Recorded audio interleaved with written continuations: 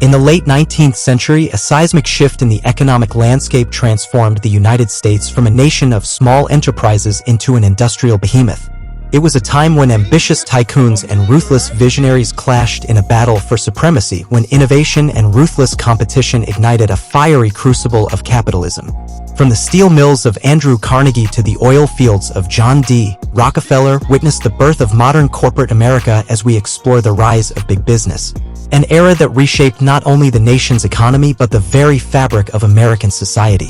Join us on a journey through the smoke and steel of this transformative period where fortunes were made and industries reshaped in the most dramatic chapter of the American dream.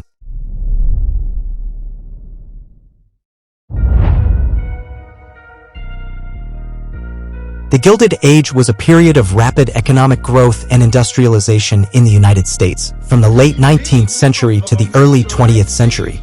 This era was marked by the rise of large corporations known as trusts, which dominated many industries and wielded significant power.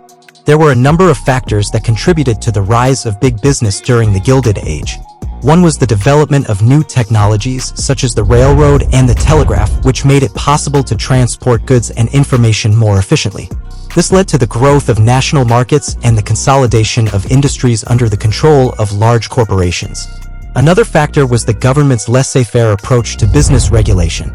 The government largely left businesses to operate without interference, which allowed them to grow and expand without restrictions. Finally, the Gilded Age was a time of great wealth inequality. A small number of industrialists and financiers amassed vast fortunes, while the majority of Americans struggled to make ends meet. This inequality created a pool of cheap labor that businesses could exploit. The late 19th century, known as the Gilded Age in the United States, was a time of rapid industrialization and economic growth. This period saw the rise of a new class of wealthy industrialists who amassed their fortunes through bold and often ruthless business practices. These men were known as both robber barons and captains of industry, and their legacy continues to be debated today. Robber barons were accused of using unethical and illegal methods to gain an unfair advantage over their competitors and exploit their workers. They were known for their monopolies, price fixing, and union busting. They also often bribed government officials to get their way. Captains of industry, on the other hand, were seen as visionary entrepreneurs who built new industries and created jobs.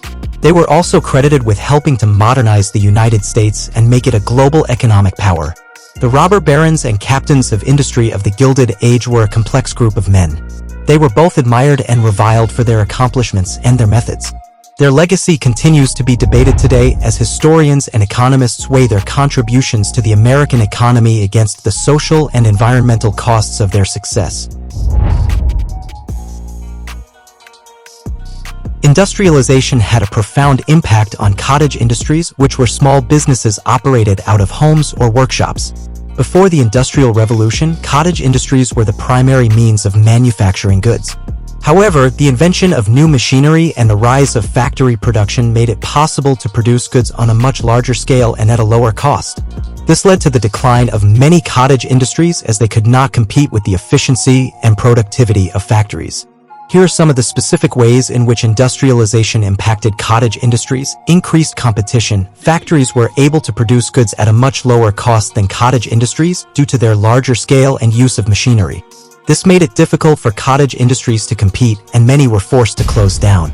Increased competition. Factories were able to produce goods at a much lower cost than cottage industries due to their larger scale and use of machinery. This made it difficult for cottage industries to compete, and many were forced to close down. And loss of jobs. As cottage industries declined, many people who had worked in these industries lost their jobs. This led to widespread unemployment and poverty in some areas. The railroad revolution of the 19th century had a profound impact on the rise of big business in the United States. Railroads provided a new, efficient, and affordable way to transport goods and people across the vast country, which led to the rapid expansion of markets and the growth of new industries. Prior to the railroad revolution, transportation was slow and expensive, which limited the size and scope of businesses. But railroads made it possible to transport goods over long distances quickly and cheaply, which opened up new markets for businesses and allowed them to grow larger. Railroads also played a vital role in the development of new industries, such as steel, coal, and oil. The construction of railroads required massive amounts of these resources, and the railroads themselves were major consumers of these commodities. As a result, the railroad revolution helped to fuel the growth of these industries and create new opportunities for big business. Trusts, monopolies, and cartels are all forms of economic consolidation in which a small number of entities control a large share of a particular market. This concentration of power can have a number of negative consequences, including higher prices, reduced innovation, and less choice for consumers. Trusts were often used in the late 19th and early 20th centuries to create monopolies and cartels. For example, the Standard Oil Trust, which controlled over 90% of the American oil industry by the late 1890s, was a trust. Monopolies can arise for a number of reasons, such as natural monopolies, government-granted monopolies, and predatory pricing. Cartels often agree to set prices, limit output, or divide up the market. Trusts, monopolies, and cartels can consolidate power in a number of ways. First, they can control prices and output. This allows them to generate higher profits and reduce competition. Second, they can use their market power to influence government policy. Third, they can acquire smaller competitors, which further increases their market share. The labor struggle between workers and industrial giants is a long and complex one. It began with the Industrial Revolution, when workers were forced to work long hours in dangerous conditions for low wages. In response, workers began to organize into unions to fight for better working conditions and wages. Over the years, workers have won many important victories, such as the 8-hour workday, the minimum wage, and child labor laws.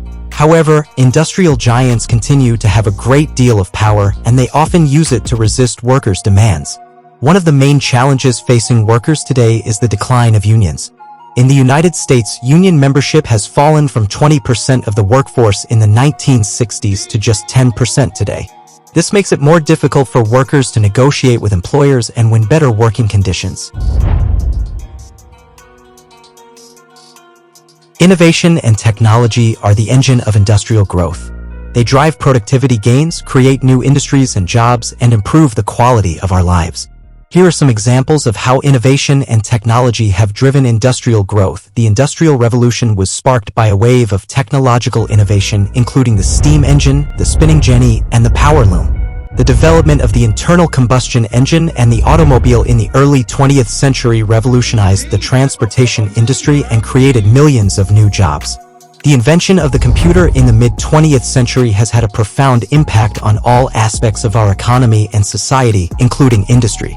In recent years, the rise of digital technologies such as the internet, big data, and artificial intelligence has created new opportunities for innovation and growth in a wide range of industries.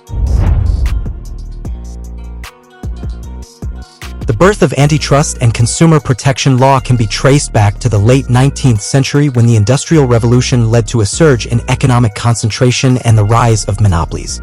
These monopolies were able to charge high prices, stifle innovation, and harm consumers.